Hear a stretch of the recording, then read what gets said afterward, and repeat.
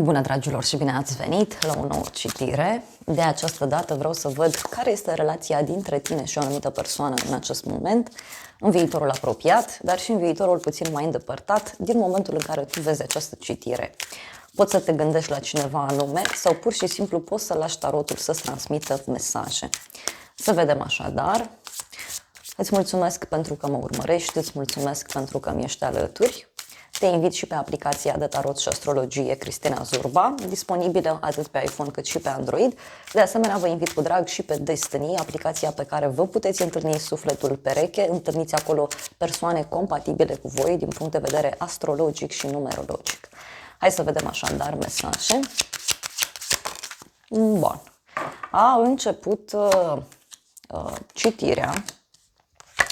Avem un 6 de cupe. Aici este o conexiune foarte puternică la nivel emoțional.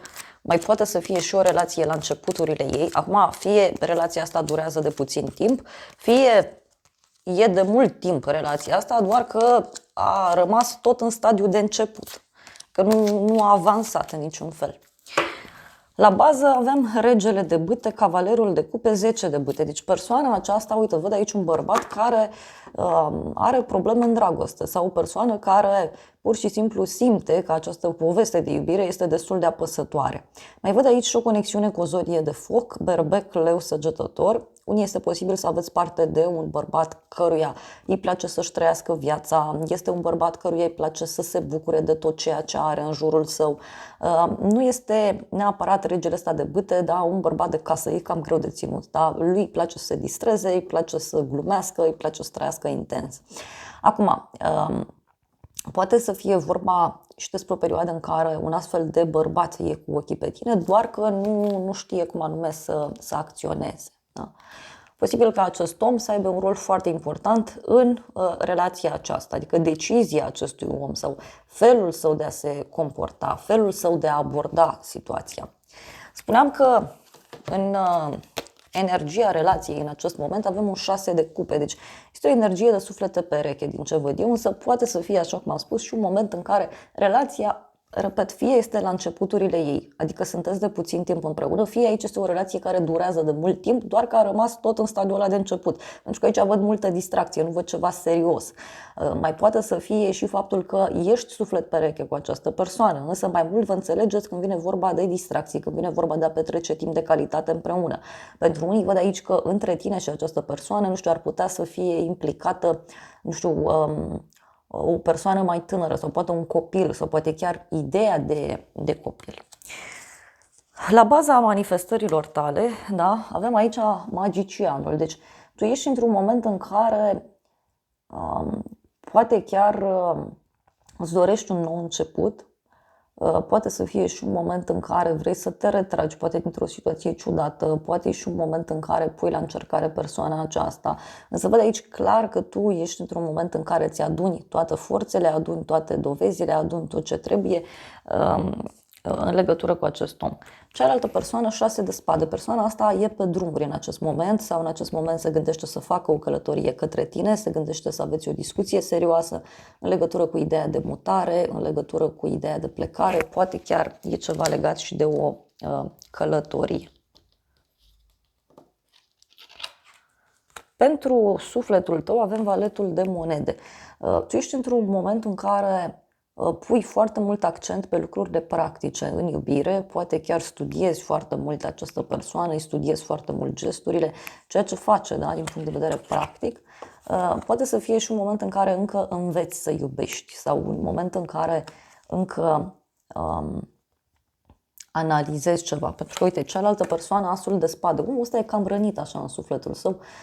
În inima sa, persoana aceasta să știi că a luat deja o decizie sau are decizia în suflet, poate să simtă, da, că a fost înjunghiat, poate să simtă că a fost trădat, dar eu totuși m-aș gândi și pe faptul că pentru persoana aceasta lucrurile se clarifică. Omul acesta poate lua o hotărâre foarte importantă în această perioadă în legătură cu relația cu tine sau în general în viața sa. Pentru cei singuri, să știți că aici văd o posibilitate de a cunoaște pe cineva. Uite, sunteți într-un moment în care faceți mai multe activități deodată, da? Jonglați cu mai multe lucruri și atunci șansele cresc. În mintea ta, soarele. o legătură cu zodia Leu. Ești într-o perioadă în care ți-ai conștientizat valoarea, pentru tine e foarte clar cum stau lucrurile în această relație. Poate să fie și că ești într-un moment în care poate nu mai accepti, da? Să fii pus deoparte, să nu poți să strălucești, să nu fii în centrul atenției. Cealaltă persoană împărăteasa, cu o legătură cu zodia Taur, zodia Balanță. Dacă ești femeie, uite, persoana asta te respectă foarte mult, persoana asta se gândește că ești undeva suspus sau suspusă și atunci, probabil din acest motiv, este pregătit să facă o schimbare în viața sa.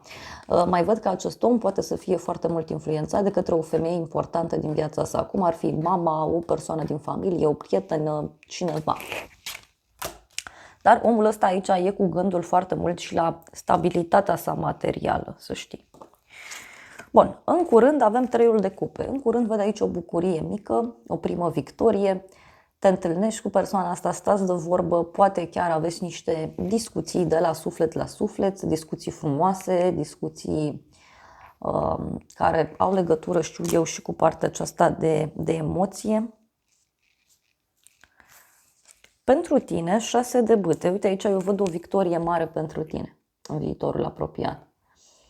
Poate e o petrecere, poate e o zi de naștere, poate este un eveniment important din viața ta. Apoi avem asul de cupe, cealaltă persoană. Deci aici putem să discutăm și despre faptul că persoana aceasta are niște emoții noi. Persoana asta trăiește lucrurile într-un mod nou.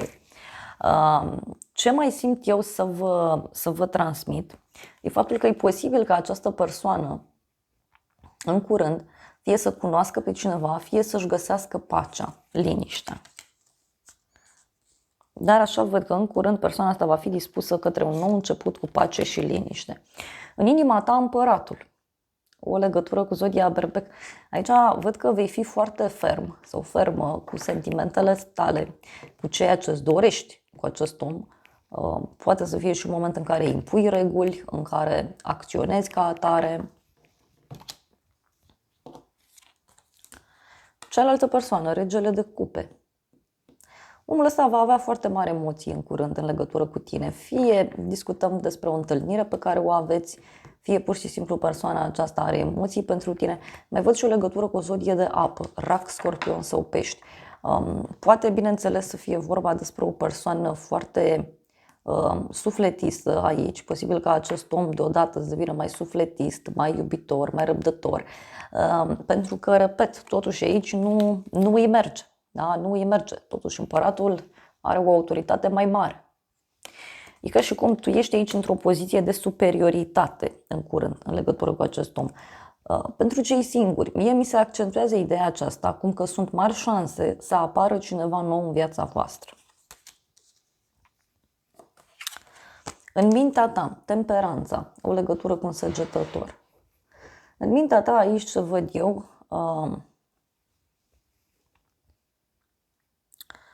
poate să fie și că vei da dovadă de foarte multă răbdare în viitor în legătură cu această persoană. Posibil să cântărești foarte bine ceea ce spune, ceea ce face, însă în alte cazuri poate să fie și un fel de respingere, însă într-un mod diplomat, da? Într-un mod ok.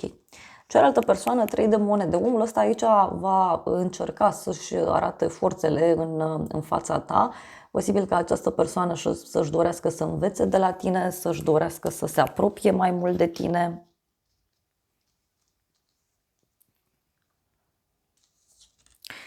În viitor, judecata. Aici văd că un fel de judecată de apoi, da? Un fel de ceartă, adică fiecare primește ceea ce merită.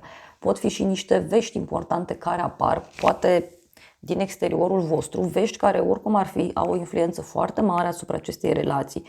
Poate să fie o veste, da? Sau ceva ce se întâmplă în cartier, în lume, în oraș, în general. Dar poate să fie și o revedere aici. La baza manifestărilor tale, 9 de cupe în viitor. Aici se văd într-un moment în care te simți foarte împlinită, văd foarte multe emoții, văd o bucurie mare pentru tine în viitor. Mai poate să fie și că te simți eliberată sau eliberat din această conexiune. Cealaltă persoană, 9 de monede. Aici, uite, deci amândoi sunteți împliniți. Persoana aceasta, văd aici în viitor că posibil să îți propună, fie să mergeți într-un loc frumos, într-un loc scump. De asemenea, posibil ca această persoană să se simtă mult mai sigură pe ea în viitor. De asemenea, acest om poate să fie foarte mult influențat în viitor de sfera financiară și aici discutăm și despre un câștig pe care omul ăsta îl poate avea. În inima ta, 8 de monede. Posibil aici să te gândești să repari relația cu această persoană sau pentru alții dintre voi poate să fie vorba și despre faptul că aici vei avea foarte multe lucruri de făcut pentru casa ta, da? Pentru familia ta. Cealaltă persoană, 7 de cupe. Omul ăsta aici își va face foarte multe iluzii în ceea ce te privește. Posibil aici să aveți o activitate în comun, da? Și omul ăsta să-și facă tot felul de idei. Că poate v-ați împăcat sau știu eu. Ce mai văd în schimb aici cu acest om, în viitor totuși îl văd foarte fericit sau foarte fericită. Uite, va încerca să te impresioneze, însă mai văd și opțiuni mai multe pe care omul ăsta le poate avea. În mintea ta, pajul de cupe. În mintea ta, uite, te gândești aici să adresezi o invitație cuiva, te gândești aici să primești, poate chiar o invitație la dragoste, dar aici e clar că are legătură, repet, și cu un fel de nouă etapă în care sunteți puși. Cealaltă persoană, 10 de monede. Deci, omul ăsta aici poate chiar să va gândi serios la ideea de familie alături de tine, la ideea de grup de oameni. De asemenea, această persoană se poate gândi aici foarte intens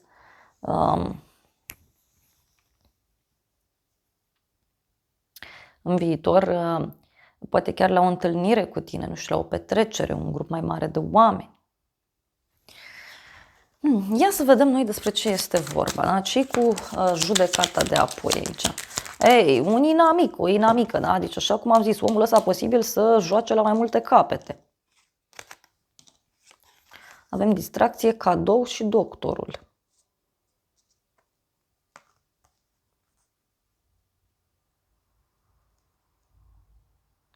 În cadrul unei petreceri, în cadrul unui eveniment, uite, omul ăsta își dorește să se apropie mai mult de tine.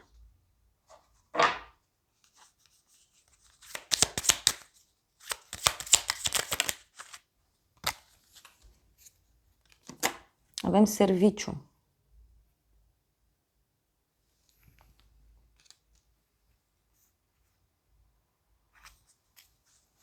Posibil că omul ăsta să dorească să-ți facă un serviciu sau să te ajute cu ceva. Și avem păunul și norocul. Uite, un noroc mare pe care l-ai tu din punct de vedere financiar. Da, uite, bani. Poate să fie o realizare mare pentru tine. Da?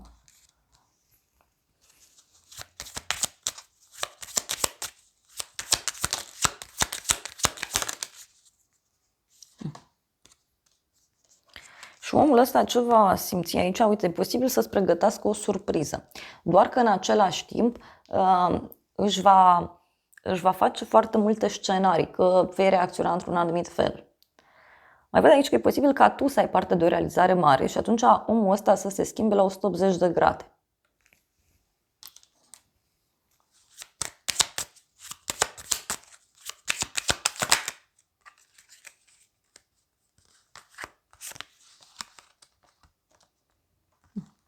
O discuție importantă pe care o poți avea în curând.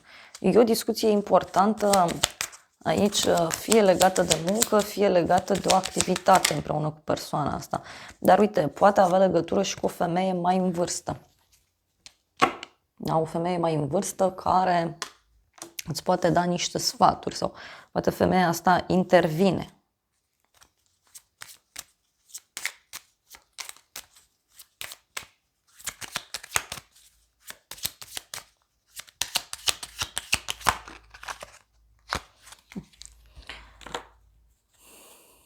Te văd aici un viitor plin cu speranță, da? Sau plină cu speranță.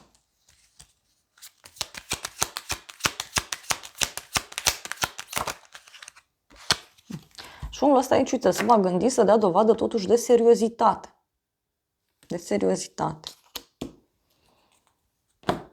Ia să vedem Ce-ți va spune această persoană? Întoarce-te la mine. Da, îți va spune, uite, să te întorci la el sau la ea. Și persoana asta va dori împăcare, asta e clar. Îți va spune că are foarte multe lucruri pe cap și că îi pare rău. Ar vrea totuși să dea timpul înapoi, să-și răscumpere greșeala. Își va recunoaște vina, doar că îți va spune că suferă.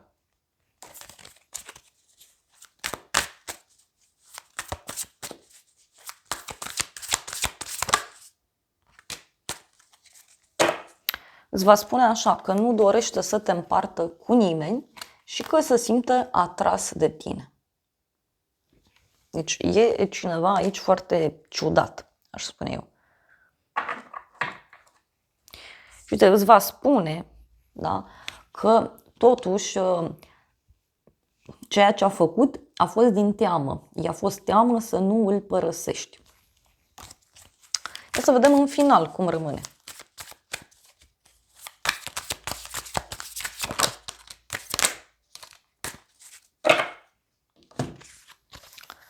Avem așa, mi-ar plăcea să îmi pot lua cuvintele înapoi. Va dori să comunice cu tine, îți va spune că totuși l-ai făcut să sufere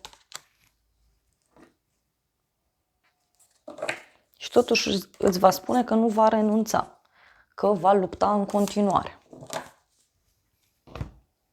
Hai să vedem ce spune tarotul meu. Da, aici, așa cum am zis, mai urmează o ceartă, o discuție complicată și e ceva legat de o petrecere, o zi de naștere, un eveniment mai mare.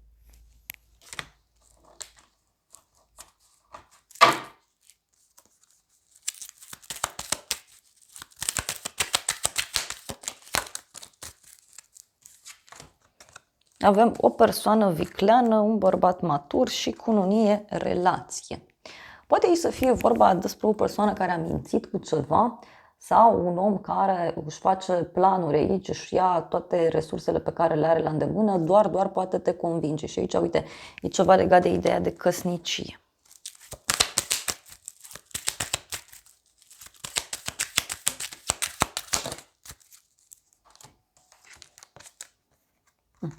Și, uite, va dori să te revadă acest om.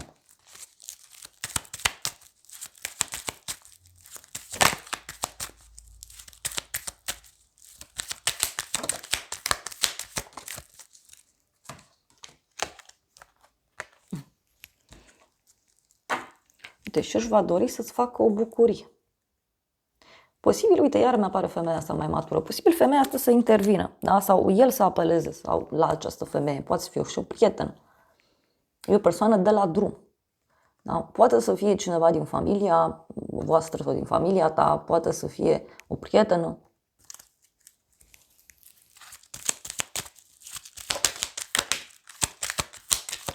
Lucrurile cum vor fi în final? Uite, văd aici totuși un fel de întâlnire, de conversație, doar că văd, uite, o persoană înlăcrimată pentru casa sa. Da? Deci omul ăsta totuși va rămâne înlăcrimat în toată povestea asta.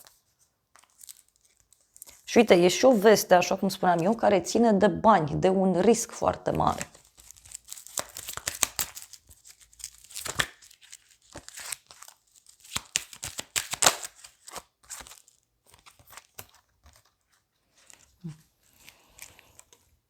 Și uite, la fel persoana aceasta e ca și cum suferă aici din dragoste. Eu așa văd. Și văd multă gelozie.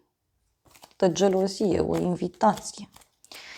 Na, dragilor, acestea au fost previziunile de această dată. Eu îți mulțumesc pentru prezență, te îmbrățișez cu drag. Sper din suflet să-ți fie de folos informațiile și să ne revedem cu bine și data viitoare. Eu îți doresc să ai parte de o zi sau de o seară cât mai frumoasă.